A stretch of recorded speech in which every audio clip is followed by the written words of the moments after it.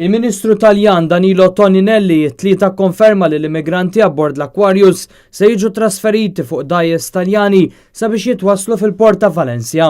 Żvilupp meqjus kruċjali wara li l-ekwipaġġ tal-Aquarius tqar li ma rridx ibaħħar lejn Spanja minħabba l-maltemp.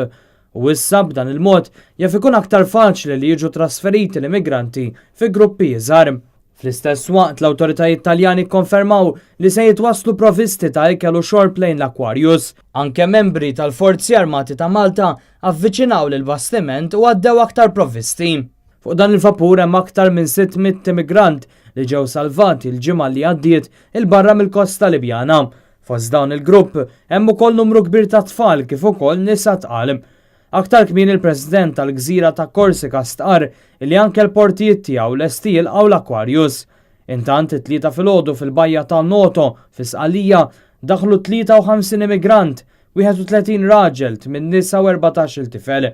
Dan fil-waqt li hemm stennija għal vapur militari Taljan illi fuq hemm il-fuq minn 900 immigrant.